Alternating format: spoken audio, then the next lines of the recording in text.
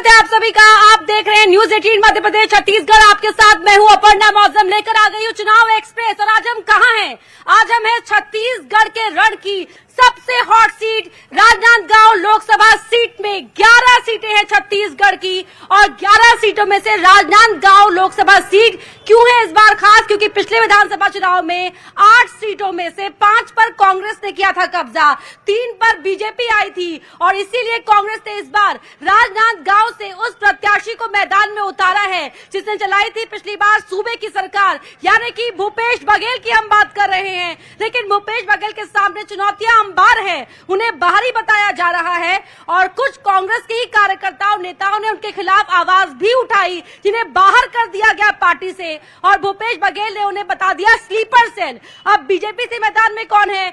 BJP ने एक बार फिर से विश्वास दिखाया है अपने सिटिंग एमपी पर और बता दें आपको सिटिंग एमपी संतोष पांडे जी को आपको सर मैं आपके पास आऊंगी, एक मिनट रुक जाइए।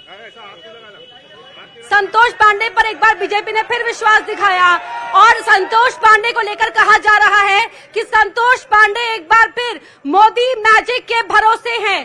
तो क्या है सच वादों और दावों के बीच का? जानेंगे जनता से। जनता सुरेंद्र जी एक मिनट रुकिए सर, आपके पास आ रही हूँ, लेकिन पहले जोरदार तालियों के साथ स्वागत कीजिए जनता का। सुरेंद्र जी आपकी बात सुनेंगे। आपने मुझको आमंत्रित किया, आपने स्टेज देने की बात कही थी। आप इतने क्यों घबराए हुए? कांग्रेस के ये भूपेश बघेल जी हमसे इतना क्यों घबराए हुए? सच्चाई से इतना क्यों घबरा रहे हैं? वो मुझसे क्यों भाग रहे हैं? मैं तो आम कार्यकर्ता हूँ, मुझसे इतना डर का है उनको कि अगर मैं यहाँ खड़े होकर कोई बात कहता हूँ, इतना डर किस बात का है? किनकी मीटिंग हो जाती है, सुरेंद्र दाऊ जिसमें जाएंगे उसमें हम नहीं जाएंगे।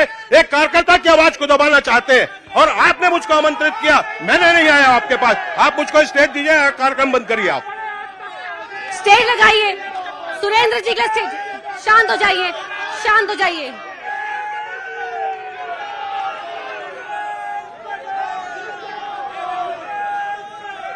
शांत हो जाइए।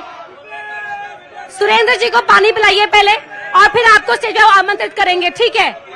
मेहमानों का परिचय करवा देते हैं। यहाँ पर हम मेहमानों का परिचय करवा देते हैं। हमारे साथ यहाँ पर हैं खूबचंद पारक जी जो 20 सूत्रीय क्रियान्वयन समिति के उपाध्यक्ष रह चुके हैं, बीजेपी के नेता हैं। स्वागत है आपका। प्रदेश कांग्रेस कमेटी के प्रवक्ता है रूपेश दुबे जी और साथ ही हमारे साथ हैं अशोक पांडे जी, वरिष्ठ पत्रकार हैं। रूपेश जी क्यों घबराए हुए हैं आप लोग? किसी से कांग्रेस पार्टी किसी से नहीं घबराती है, लेकिन जब से राजनांदगांव संसदीय क्षेत्र में भूपेश बघेल जी प्रत्याशी हुए हैं, भाजपा में घोर निराशा है। भाजपा के लोग हताश है, हार सुनिश्चित है, इससे वो घबराए हुए हैं। पोडियम लगाइए सुरेंद्र जी के लिए, पोडियम लगाइए सुरेंद्र जी के लिए, पोडियम लगाइए। सुरेंद्र तब आप बैठिए, सुरेंद्र जी पोडियम लगाइए, ठीक है? खूबचंद पारक जी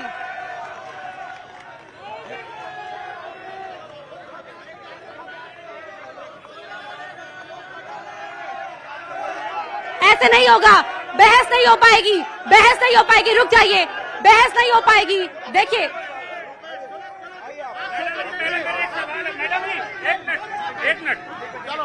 भाई सुरेंद्र दाऊ जी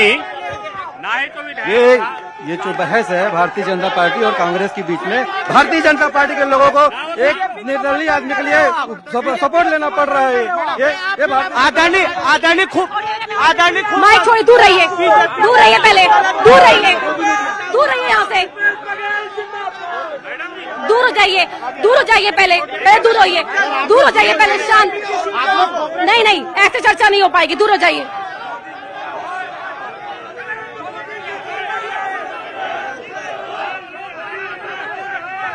देखिए राजनांदगांव की जनता से आप नाइंसाफी कर रहे हैं, राजनांदगांव के लोगों के साथ नाइंसाफी कर रहे हैं आप, राजनांदगांव के लोगों के साथ नाइंसाफी कर रहे हैं। लोग आपको देख रहे हैं, यहाँ पर लोग सुन रहे हैं आपको, ये गलत है। राजनांदगांव के लोग सुन रहे हैं, देख रहे हैं, समझ रहे हैं, आप गलत कर रहे हैं। नहीं, रुक जाइए, पीछे हो जाइए, पीछे होइए।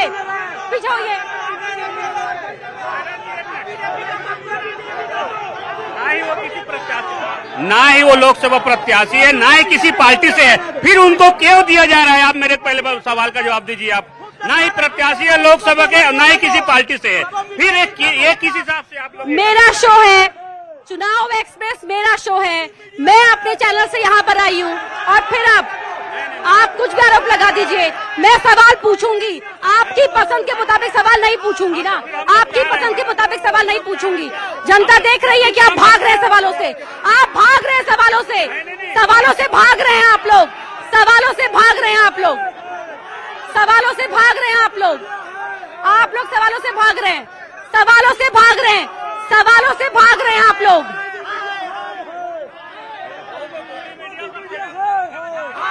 सबसे पहले तो मैं ये कहना चाहूंगी कि एक मिनट, सभी लोग शांत हो जाइए, शांत हो जाइए, शांत हो जाइए, प्लीज शांत हो जाइए। ये डिबेट है और हार और जीत किसी एक की ही होगी, हार और जीत किसी एक की होगी और ये डिबेट है, ये आपकी जिंदगी का फैसला नहीं है। इसलिए अगर कांग्रेस पार्टी को किसी चीज का डर नहीं है, एक कांग्रेस और बीजेपी का चलने दो, उनको बीजेपी पीछे हटो, पीछे हटो, पीछे हटो, तुम लगा ना रे, जनता देख रही है, जनता देख रही है, हटिए। पहली बात, आज भूपेश बघेल से मैंने खुद बातचीत की खैरागढ़ में, भूपेश बघेल से तमाम सवाल पूछे हैं, उन्होंने हर सवाल का जवाब दिया है। कम से कम आप अपने नेता का सम्मान कर लीजिए, अपने नेता का सम्मान कीजिए। क्या करने आए आप यहाँ पर, क्या कर रहे हैं, बदतमीजी या बदसलूकी कर रहे हैं आप। राजनांदगांव में हम दिल्ली से आए हैं आपका पक्ष जानने के लिए और आप बदसलूकी कर रहे हैं, बदसलूकी कर रहे हैं आप, बदसलूकी कर रहे हैं आप। मैं अरे चैम्बर नहीं होता, पोडियम होता, सीख कर आओ, पहले जाओ। मैं कह रहा हूँ कि 2 मिनट उसको बात, हाँ, 2 मिनट उसको बात करने दीजिए, वो अपना 2 मिनट में बात रखेगा। आपको इसमें प्रॉब्लम क्या है? आपका नाम क्या है? मेरा नाम निखत परवीन खान है मैडम, मैं भी एक पत्रकार हूँ, आप ही की तरह एंकर हूँ। एकदम निष्पक्ष रूप से एक बात कहना चाहूंगी कि अगर दोनों पार्टी को किसी भी चीज का डर, क्या कांग्रेस से यहाँ पर कोई, खूबचंद पारक जी, मोदी मैजिक चलेगा क्या इस बार भी, या संतोष पांडे की अपनी कोई उपलब्धियां हैं? देखिए, मोदी मैजिक या संतोष पांडे पर मैं जब आऊंगा जब ये जो आपका आज डिबेट होने वाला है और एक अच्छा वातावरण है, हम बहस के लिए तैयार हैं। और जो ये अवरोध पैदा कर रहे हैं ये रुकेंगे नहीं, तब तक हम क्या बात करेंगे। जनता सबको देख रही है, सुन रही है, समझ रही है।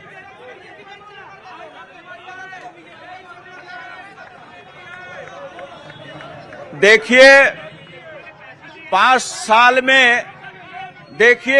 साल में जो राजनांदगांव से पूर्व मुख्यमंत्री जो कांग्रेस की ओर से प्रत्याशी हैं, 5 साल में राजनांदगांव संसदीय क्षेत्र की जनता का जिन्होंने केवल और केवल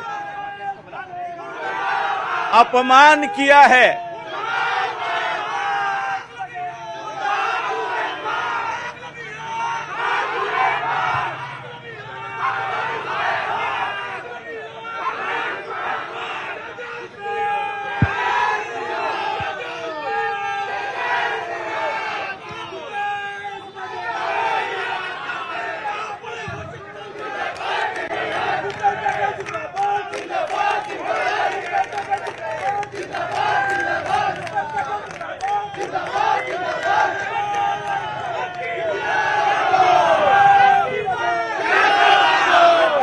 मतलब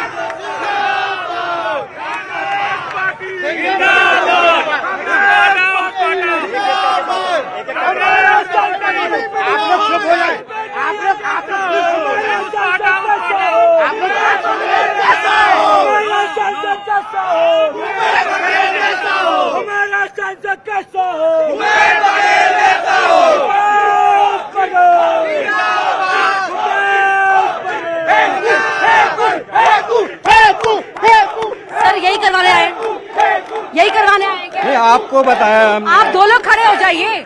नहीं डर किस बात का है? डर वाली बात नहीं है। आप सामने देख रहे हैं कि वो एक जो निर्दलीय आदमी है जिसको कांग्रेस ने निष्कासित किया है, उसके लिए भारतीय जनता पार्टी कितना सपोर्ट कर ली है। भारतीय जनता पार्टी से जो आदमी मिला हुआ है उसको आप बैठा के रखे हैं। एक बात बताइए, इस हंगामे में कांग्रेस का पक्ष क्या है, कांग्रेस की बात तो क्या रखने है, जा रहे हैं वो ना। तो छुप जाएगी ना, दब जाएगी ना। हम तो नहीं, रखने आपके चाहिए ना। कार्यकर्ता शोर मचाएंगे तो आप बात कैसे रखेंगे आप सर? उसको हटा दीजिए, हम अपनी बात रखने तो आए ना। इतने सारे लोग क्यों आए हैं? तंत्र में क्या हर खिलाफ आवाज को दबा देंगे आप? आपसे बात करूं, इनसे बात करूं, बता दीजिए किससे बात करूं? आप लोगों में कौन वरिष्ठ है, बता दीजिए मुझे, किससे बात करनी है मुझे बताइए। एक बात बताइए सर, बात बताइए कि किस तरह से, कैसे होगा, ऐसे कैसे बात होगी? नहीं, एक बार आपने उनको हटा दिया, नहीं रखेंगे, फिर आपने बुला के रख लिया, ये कैसे होगा बताइए? सुरेंद्र, क्या है उसका स्टेटस क्या है बताइए? सुरेंद्र दास, यही तो आपको बोलना है ना सर। क्या? हम तो मंच दे रहे हैं सबको आवाज रखने का, बात रखने का। लोकतंत्र है कि नहीं है? आप तो टैक्स दे रहे हैं उसको मैडम। आप बात कैसे रखेंगे अपनी? क्या होता है बात रखने का? जो एक निस्तारित है इसको, जो आदमी भारतीय जनता पार्टी से, देख लो कितना सपोर्ट कर रहे हैं भारतीय जनता पार्टी के लोग, उसके लिए आप बैठा के रखे हैं तो कैसा सपोर्ट करेंगे हम? दो राष्ट्रीय पार्टी को आपने बुलाया है, उनसे आप कराइए ना, क्या दिक्कत है? हम तो तैयार हैं, हम तो आए हैं आपके लिए बात करने के लिए। ठीक है, आइए आप ऐसे जनता उसको आइए आइए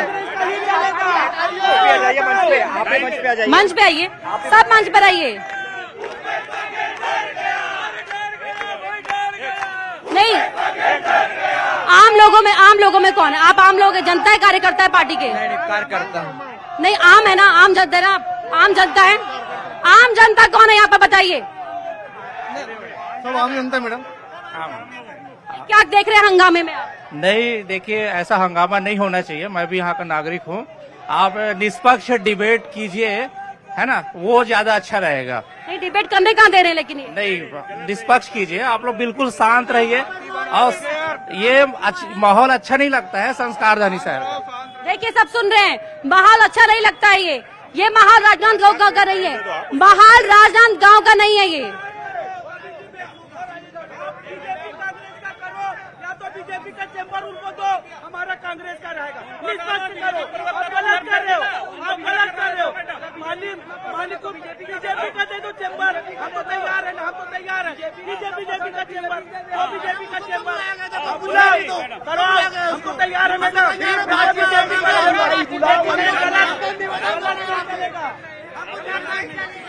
कांग्रेस पार्टी के प्रवक्ता या कांग्रेस पार्टी का कोई पदाधिकारी अगर है यहाँ पर जिसमें जरा सी भी चेतना है, विवेक है, तो जरा आगे आए, मैं बात करूंगी उससे। आप नारे लगाते रहिए। कांग्रेस पार्टी का प्रवक्ता जो रिस्पॉन्सिबिलिटी के साथ यहाँ पर बात रख सकेगा अपनी, मुझे सामने आइए, मैं उसकी आपत्ति लूंगी। बताइए, कांग्रेस पार्टी का पदाधिकारी कोई यहाँ पर है, कोई प्रवक्ता है तो सामने आए, आगे आकर बात करें। आप कौन है सर? वह चेतने की बात नहीं है मैडम, ये सब चेतना वाले लोग हैं, ये सब कांग्रेस के कार्यकर्ता हैं जो आपके डिबेट में आपके बुलावे पे आए हैं। लेकिन इनके जो सम्मान है सर, सबका सर आंखों पर सम्मान है, लेकिन ये हंगामा नहीं होने दूंगी ना मैं अपने शो में। आपने करा रहा है मैडम, हमने हंगामा नहीं किया सर। आपकी वजह से हंगामा हो रहा है, आपकी वजह से हो रहा है। अरे आलोचना, निंदक नारे राखिए, सुना है कि नहीं सुना है? निंदक नारे राखिए, आलोचना सब सामने होती है ना। भूपेश जी, मगर मैडम वो अभी है क्या? कोई भूपेश जी, आप कहाँ थे अब तक? किसी पार्टी से आप कहाँ थे अब तक? हम तो आप नहीं तो हैं। यहाँ रहिए ना, भीड़ को आगे कर रहे हैं आप। ना वो लोग, ना वो चुनाव लड़ रहे हैं, ना किसी पार्टी से हैं, फिर आपने ड्रेस क्यों दिया? हमको भी दीजिए अलग से, हमको भी दीजिए, हमारे भी कई दे रहे हैं हम। नहीं, कहीं नहीं, दो कार्यकर्ता, दो आपके पदाधिकारी आइए आगे, जी। दो पदाधिकारी आगे आइए, हम दे रहे हैं ड्रेस। नहीं, मेरे कहने का मतलब ये तात्पर्य भाजपा कांग्रेस का होना चाहिए, है ना। जो चुनाव लड़ रहा है और किसी पार्टी से नहीं है, उनको देने से क्या मतलब, आप बताइए। दो पदाधिकारी आपके आगे आइए ना, अगर आपको लग रहा है नाइंसाफी हो रही है तो। नहीं, वैसा नहीं है मैडम, गलत है ये। देखिए, हमारी अच्छी मंशा है कि आपका डिबेट अच्छा से हो। सर, मेरा डिबेट तो व्यक्तिगत फायदा नहीं है ना, राजनांदगांव की जनता की आवाज हमें उठानी है। जो मुद्दे हैं, जिन मुद्दों को लेकर भूपेश बघेल चुनावी मैदान में है कि क्या वादे पूरे हुए, क्या नहीं हुए, उन पर आपको मंच दिया जा रहा है सर। निश्चित रूप से राजनांदगांव की जनता के हितों को लेकर के चुनाव, एक मिनट सुनो, राजनांदगांव की जनता के हितों के देखते हुए हमारे भूपेश बघेल जी प्रत्याशी हैं। लेकिन यदि कोई व्यक्ति जिसका कोई स्टेटस नहीं है, पॉलिटिकल स्टेटस आज की डेट पे 0 है, वैसे स्थिति के साथ हम मंच शेयर नहीं करेंगे। आपके प्रतिनिधि को बता दिया गया था। देखिए, भाजपा के हैं, कांग्रेस के हैं और सम्मानित पत्रकार हैं, उसके अलावा निर्दलीय प्रत्याशी को बुलाएंगे तो पूरे सम्मान से, शांतिपूर्वक ढंग से कांग्रेस का कार्यकर्ता पदाधिकारी अपनी बात रखेगा। लेकिन एक सुनियोजित जिस प्रकार से हो रही है, यदि वो राजनीतिक दल के व्यक्ति होते, किसी पदाधिकारी होते, निर्वाचन में भाग लेते, तो निश्चित रूप से उनका भी सम्मान है। लेकिन ऐसी स्थिति में स्वस्थ डिबेट कराना है तो राजनीतिक दल के प्रतिनिधि किसको फायदा हो रहा है इस हंगामे से? हंगामा हम नहीं कर रहे हैं। मैं करने आई हूँ हंगामा यहाँ। हमने पहले भी सूचित कर दिया था। मैं करने आई हूँ। हमने पहले ही सूचित कर दिया था ऐसी स्थिति रहेगी तो हम नहीं रहेंगे करके। राजनीतिक दल के व्यक्ति शर्तों के साथ राजनीति करते हैं। शर्तों के साथ राजनीति नहीं करते हैं। हम अपनी गांधी जी अगर इस तरह का मूवमेंट होता तो क्या घबरा जाते? घबराने की बात नहीं है। हम लोग गांधी पूरा विश्व सामने खड़ा होगा तो कि न्याय की बात नहीं करेंगे? अन्याय की बात किसके साथ? न्याय की बात करेंगे नहीं करेंगे? मेरी बात सुन लीजिए। जिस व्यक्ति को आप मंच दे रहे हैं उस व्यक्ति को पार्टी फोरम में रखने का मौसर दिया गया था। पार्टी फोरम में जो बात रखी गई थी उन बातों को सार्वजनिक करके उन्होंने अनुशासनहीनता का कार्य किया। उसके बाद उस पर पार्टी ने अनुशासनहीनता की कार्रवाई की। ऐसी स्थिति में उसके साथ हम लोग मंच साझा नहीं कर सकते। ठीक है सर। कांग्रेस पहले भी 2 बार एक्सपेरिमेंट कर चुकी है, पॉलिटिकल एक्सपेरिमेंट। तीसरी बार किया है बहारी को उतारने का। लेकिन वापस मैं आऊंगी, संतोष पांडे की उपलब्धि क्या है? क्योंकि अमित शाह आज भी आए और उन्होंने कहा कि संतोष पांडे को दिया गया वोट प्रधानमंत्री बनाएगा नरेंद्र मोदी को। क्यों? मैं आपकी बात का जवाब दूंगा, लेकिन जवाब सुनने के लिए एक वायुमंडल जो बनता है जिसमें ये न्यूसेंस कर रहे हैं, अवरोध पैदा कर रहे हैं। अगर आपसे बातचीत हुई है, आपने किसको बुलाया, ये आपका चिंतन है। हमने नहीं कहा इसको बुलाओ उसको बुलाओ। और लोकतंत्र में हर व्यक्ति को अपनी बात रखने का अधिकार रहता है। और यहाँ पर अगर कोई खड़ा है, बातचीत कर रहा है, उसको लेकर इनको आपत्ति करने का अधिकार है ही नहीं, है ही नहीं। और अगर इन्होंने मन बनाया है कि किसी व्यक्ति के रहने से इनको परहेज है, तो क्यों अवरोध कर रहे हैं? क्यों कार्यक्रम को जो जनता सुनना चाहती है, संवाद करना चाहती है, बात करना चाहती है? ठीक है सर। और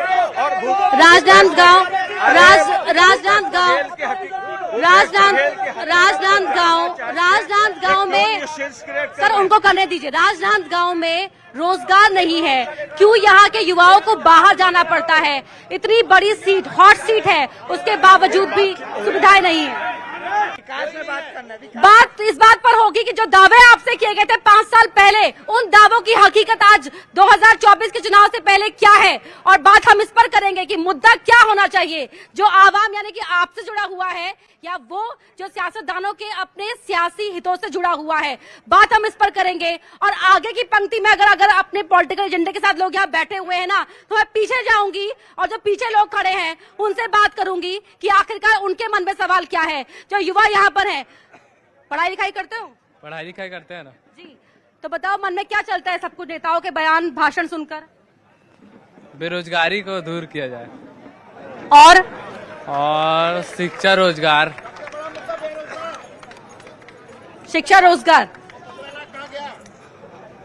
बताइए आपका नाम क्या है? मेरा नाम विप्लव शर्मा है। मैं यहाँ का राजनांदगांव का एक युवा साथी हूँ। मैंने प्रधानमंत्री मोदी जी ने 15 साल से यहाँ केंद्र में सरकार बैठी है, हर साल 2 करोड़ नौकरी देने का वादा किया था। वो वादा का क्या हुआ? सब पब्लिक के खाते में 15-15 लाख लाने की बात कही गई थी, वो भी नहीं आई। आज महंगाई इतने चरम सीमा पे है कि पूरे जनता का हाल बेहाल है। एक बार फिर आज हटिए, सामने से हटिए। अमित शाह आज खैरागढ़ में आए थे। और अमित शाह ने कहा था कि आज संतोष पांडे को जो वोट देंगे ना आप, वो वोट जाएगा प्रधानमंत्री नरेंद्र मोदी को। प्रधानमंत्री मोदी के लिए वोट मांगा है, संतोष पांडे को वोट दीजिए। संतोष पांडे की अपनी उपलब्धियां क्या है? मैडम, संतोष पांडे जी ने यहाँ का जो योजना थी डोंगरगढ़ से कटघोरा रेल लाइन, जिसे कांग्रेस पार्टी ने अपने कार्यकाल में आते साथ रोक दी थी, जबकि भारतीय जनता पार्टी 2018 से पहले उस योजना को लाई थी, कटघोरा से डोंगरगढ़ जोड़ने वाली। और उस योजना को वापस चालू करने का सबसे बड़ा काम किसी ने किया तो संतोष पांडे जी ने किया। हैदराबाद से रायपुर तक के 6 वे एक्सप्रेस अगर किसी ने मांगा है और किसी ने दिया है तो संतोष पांडे जी ने दिया है। लांजी से लेकर रायपुर तक का एक्सप्रेस वे भी संतोष पांडे जी की देन है। ठीक है। मैडम, हमारे यहाँ मैडम छत्तीसगढ़ में आत्मानंद, स्वामी आत्मानंद के नाम से स्कूल चलाए जा रहे हैं। वहाँ पर एक भेदभाव किया जा रहा है भूपेश बघेल जी के द्वारा। आत्मानंद स्कूलों में हिंदी मीडियम वालों को भगा दिया जा रहा है और इंग्लिश मीडियम के ही कैंडिडेट्स को लिया जा रहा है। तो मैं इस चीज को पूछना चाहता हूँ कि हिंदी मीडियम वालों ने आपका क्या बिगाड़ा है? भूपेश बघेल जी बता दीजिए। ठीक है, क्या सुनने आई काकी? काकी अरे मैं पढ़े लिखे नहीं हूँ। किसने कहा बोलने के लिए पढ़ना लिखना जरूरी होता है? काकी आपके बाल धूप में सफेद थोड़ी हो गए। चुंदी पा के कहीं रोजगार नहीं है, भूखे मरा था, महंगाई बढ़ा थे वही तय। कितनी महंगाई हो गई? अब देखा था तो हर चीज में महंगाई हो गई है। अच्छा आगे आइए जरा। बर्तन चौका करबो 1000 सम काय हो। इधर आइए, इधर आइए। देखिए राजनांदगांव में ना महिला वोटर ज्यादा हैं, तो इसीलिए ध्यान से आप लोग ना महिला मतदाता की आवाज सुन लीजिए। जी काकी। बर्तन चौका करथन 500 600 1000 भर दी तेम थोड़ी हमार पेट भर दी। अतिक महंगाई बढ़ गए, पढ़े लिखे नहीं हम तो हमरा नौकरी दी सरकार है। वोटिंग के राहत ले देवे दाई देवे बहनी कथे वोटिंग होते तन हमला देखे बननी आए नहीं। बात सही है नहीं, वैसने बोलते वोटिंग मांगे बर रही तो देवे दाई देवे बहनी के ओकर बाद हम मरा थन तो देखे नहीं आए। हमारा आदमी नहीं है, आदमी कैसे पोसथन पालथन? आदमी छोड़ के भाग गए तब कैसे करबो?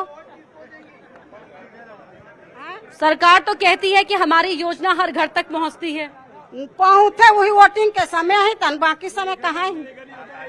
बाकी समय तो आए नहीं ना ओकरे से थी। नेताजी आपकी बार घर में आएंगे तो क्या बोलेंगी? हम लोग कुछ रोजगार दे बोलेंगे, का बोलेंगे दी तक कमाबो खाबो।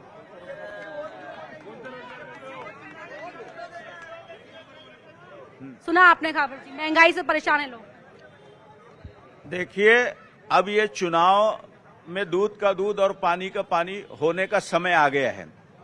26 तारीख को मतदान होगा, 7 तारीख को मतदान होगा और परिणाम जब आएंगे तब इनके सारे प्रश्नों के जवाब मिल जाएगा। महंगाई पर सवाल उठाते हैं, महंगाई पर सवाल उठाते हैं। और जब एक तरफ किसान को समर्थन मूल्य में 3100 में धान खरीदा जाएगा और 5 किलो चावल 2029 तक एक परिवार के एक सदस्य को फ्री में दिया जाएगा, तो सरकार महंगाई को लेकर कितनी चिंता कर रही है ये साफ साफ दिख रही है। इन्होंने तो कभी मुद्दा उठाया महंगाई, बात करते हैं बेरोजगारी की। पिछले घोषणा पत्र में बेरोजगारी भत्ता देने का काम बढ़ चढ़कर कहा था और 5 साल निकल गए। जब हमारे युवा मोर्चे के कार्यकर्ताओं ने मोर्चा खोला तब जाकर बोले हम बेरोजगारी भत्ता देंगे। अरे डूब मरना चाहिए। किसान के यहां जिसने धान बेचा है उसके बेटे को रोजगार नहीं मिलेगा, इनका निर्णय था। और जिस परिवार में 3 4 5 बच्चे हैं उसमें केवल एक को रोजगार मिलेगा। क्या 5 का पेट नहीं है? ठीक है, जवाब ले लेते हैं। 5 का पेट।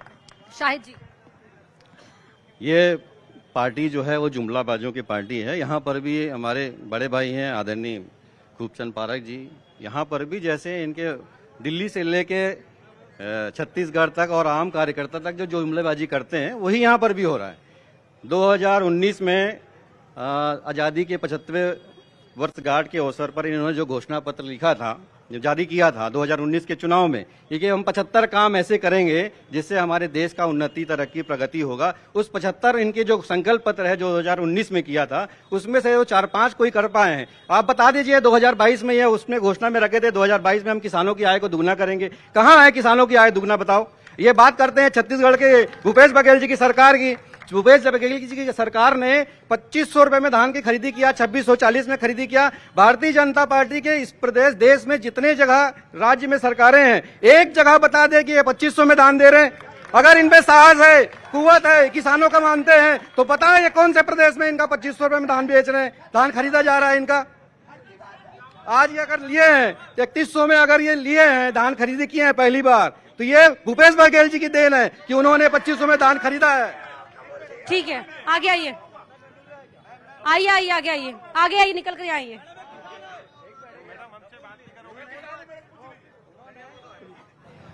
मध्य प्रदेश में भी धान 3100 में खरीदा जा रहा है और भी प्रदेशों में धान खरीदी हो रही है। आपको मालूम नहीं है तो आप डाटा खोल के ऑनलाइन में खोल के चेक कर ले, आपको दिखा दूंगा। चावल फ्री में बांटा जा रहा है। ये भ्रष्टाचार में इतने लिप्त हो गए हैं कि इनको कोई जनता का इनका मोह भंग हो। जनता से करेक्ट नहीं है, लेकिन रुकिए, बड़ी ही शांति और संयम के साथ वरिष्ठ पत्रकार जो हैं वो सारी बातों को देख रहे हैं, सुन रहे हैं। सर, यही कहा जा रहा था कि बस विरोध की राजनीति हो रही है, मुद्दों पर बात होनी चाहिए। लोकसभा चुनाव है, देश का चुनाव है, लेकिन मुद्दे कहाँ हैं? गायब है क्या?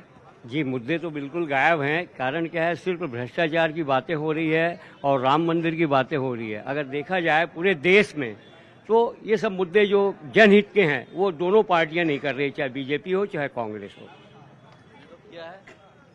हमने किया है, हमने घोषणा, हमारा जो घोषणा पत्र आया है आप इसमें देख लीजिए। महिलाओं के लिए हमने 1 लाख रुपए प्रति वर्ष देने की बात कही है। हमने 30 लाख रोजगार देने की बात कही है। हमने रोजगार देने की बात कही है। हमने हर चीज, हर किसानों के लिए जीएसटी फ्री, जो इक्विपमेंट है जीएसटी फ्री बात करने की है। आज तक देख लो 28% जीएसटी है किसानों के, उसमें करते हैं। हम तो कर रहे हैं। इनके राज्य में क्या हुआ? 700 किसान शहीद हुए। किसानों के लिए क्या हुआ? किसानों के लिए काम किया, बेरोजगारों के लिए इन्होंने कोई काम नहीं किया, महिलाओं के लिए कोई काम नहीं किया। 10 साल में क्या किया है? आप कंपेरिजन कर लीजिए 10 साल के मनमोहन जी की सरकार में। प्रधानमंत्री संकल्प पत्र में युवा भारत की तस्वीर की बात करते हैं। प्रधानमंत्री संकल्प पत्र में युवा भारत की तस्वीर की बात करते हैं। युवाओं की समस्या क्या है? जो पीछे है ना युवा, जरा आगे आइए। अगर आप अपनी बात रखना चाहते हैं तो आगे आइए। मोदी जी के कार्यकाल में, जब से मोदी जी प्रधानमंत्री बने हैं, तब से देश की अर्थव्यवस्था में बहुत अच्छी सुधार आई है। और 400 पार की जो नारे हैं, कहीं न कहीं बहुत अच्छी संकेत हैं और आने वाले चुनाव में बहुत अच्छा रिजल्ट आएगा। मैं किसी पार्टी लेवल पर बात नहीं करूंगा, मगर अब की बार जो 400 पार का जो नारा लगा है, इसमें कहीं न कहीं बहुत अच्छा संदेश है देश के लिए और पूरे विश्व लेवल के लिए।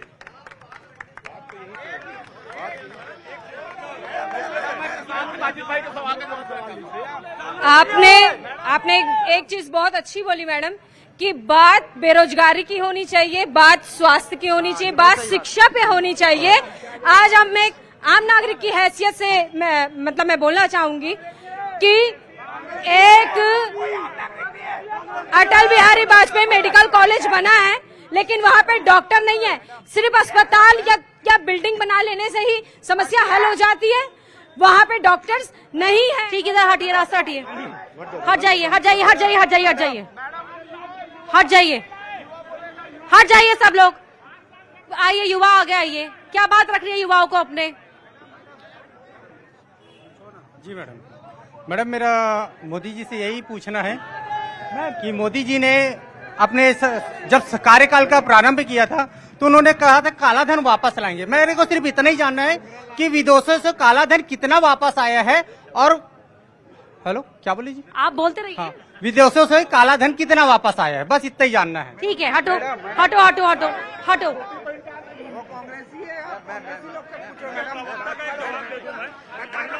पहली बात कांग्रेसी, भाजपाई और फलाना ढिमकाना, उससे बात नहीं है। राजनांदगांव के लोगों के बीच पहुंच रही हूँ ना, आप आई कार्ड लटका कर आइए, या तो मैं तो पीछे जा रही हूँ ना बात करने के लिए। आप आगे आइए, आओ भाई, नेशनल ज्योग्राफिक आगे आओ, तुम आगे आओ, आइए। मेरा एक आदरणीय लोग हैं यहाँ पे, नेताजी लोग, सभी लोग, मेरा कहना है कि जो कर्मचारियों का डीए था, केंद्र सरकार बोलती है कि डीए को देना है और यहाँ पे राज्य सरकार 4% दे रही है और उसका एरिया भी भुगतान नहीं कर रही है। 8% देना चाहिए, कारण क्या है? और मैडम, इनके मैं कांग्रेस से पूछना चाहता हूं कि वो अभी लोकसभा चुनाव में मोहम्मद अकबर को सामने क्यों नहीं ला रहे हैं। दूसरा, एक अकबर खान जो सरकंडा का है वो आज गिरफ्तार हुआ है। ये भी मोहम्मद अकबर भी जो है वो भी जल्द गिरफ्तार होगा। दूसरा, नवाज भैया से इन्होंने ये कहा कि 75 संकल्प पत्र नरेंद्र मोदी जी ने पिछले चुनाव में ऐसा उनके द्वारा कहा गया था। मैं 88 ऐसा संकल्प आपको बताने जा रहा हूं। मैं 88 जिन्होंने नरेंद्र मोदी जी 88 पढ़ेंगे? 88 पढ़ूंगा। नहीं 88 मत पढ़िए।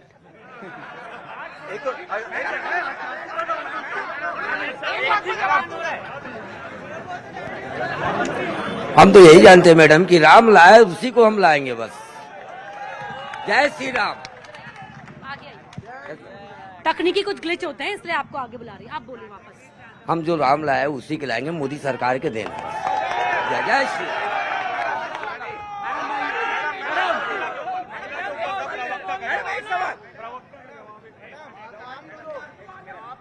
जाने नहीं दे रहे हैं और फिर बोलेंगे कि आप बराबरी की बात नहीं कर रही हैं। मेरा भाजपा के प्रवक्ता से एक सवाल है कि 10 साल में नरेंद्र मोदी के कार्यकाल में पिछड़ा वर्ग के लिए क्या किया, क्या क्या योजना बनाए?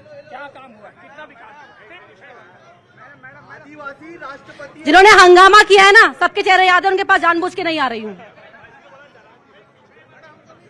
देखिए, पहले तो मैं जो कांग्रेस के लोगों ने सवाल खड़ा किया है कि किसान की आय दुगना करने का नरेंद्र मोदी जी ने कमिटमेंट किया था। अरे पहले मेरे प्रश्न का आपका जवाब देना मेरी प्राथमिकता है, दूंगा। लेकिन आपके शाहिद भाई ने जो सवाल पूछा था उसका भी जवाब मुझे देना चाहिए कि नहीं देना चाहिए? देना चाहिए कि नहीं देना चाहिए? अभी हिंदुस्तान की आबादी 140 करोड़ है। किसी भी अर्थशास्त्री से जाके पूछ लो, 25 करोड़ लोग ऐसे हैं जो गरीबी की सीमा से ऊपर आकर सक्षम और मजबूत 80 करोड़ को राशन बांटते हैं आप हैं? 80 करोड़ लोगों को राशन बांटते हैं आप। 80 करोड़ लोगों को हम राशन केवल कोरोना कार्यकाल में नहीं बांटा है, अभी लगातार बंट रहा है। और जो हम भूपेश बघेल की हैट्रिक होने वाली है, रायपुर से हारे, दुर्ग से हारे और नांदगांव से हारे, और इधर नरेंद्र मोदी की हैट्रिक होने वाली है। हैट्रिक होने वाली है 19, 23 और 24। अभी जो इलेक्शन है वो 14, 19 और 24, और जो तीसरा कार्यकाल आएगा उसमें आप पूछोगे कि ये नहीं हुआ, ये नहीं हुआ, आपके पास प्रश्न ही नहीं बचेगा। हम ईमानदारी से। ठीक है, सुनिए,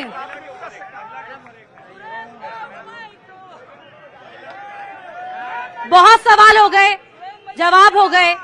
सवाल किसी ने मन से उठाए थे और सवालों पर आपने हंगामा मचाया था। शो हमारा बाधित किया, पर्पसफुली या विदाउट इंटेंशन, ये आप जानते हैं। और राजनांदगांव की जनता ने ना सब देखा है आज। यकीन मानिए इसकी कीमत आपको 4 जून को मालूम पड़ेगी। लेकिन क्योंकि मंच हमारा है, आप सभी मेहमानों का सिर आंखों से हम सम्मान करते हैं, लेकिन मंच पर एक और मेहमान भी है और आपको चाहे किसी की आवाज पसंद आए या ना आए, हमें आवाज तो सुननी ही होगी ना, क्योंकि स्वस्थ लोकतंत्र हम सभी चाहते हैं। इससे कांग्रेस भी इत्तेफाक रखेगी और बीजेपी भी इत्तेफाक रखेगी और हमारी आवाम भी इत्तेफाक रखेगी।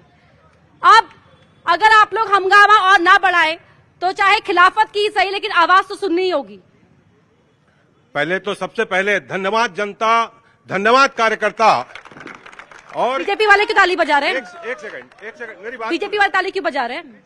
धन्यवाद जनता, मैं इसलिए कह रहा हूं कि मैं ये कार्यकर्ताओं की लड़ाई लड़ रहा हूं और ये डर कायम रहे। आप नेता को बता देंगे कि एक कार्यकर्ता की ताकत है कि जो लठ चलाने वाले नेता हैं वो एक सामान्य कार्यकर्ता से डर गए, और ये डर कायम रहे। ये राजनांदगांव की संस्कारधानी है। इस मंच से दिग्विजय कॉलेज के मेरे पुराने पुरोहितों से मैं मंच पर खड़े होकर ये बात कह रहा हूं कि डर कायम रहना चाहिए।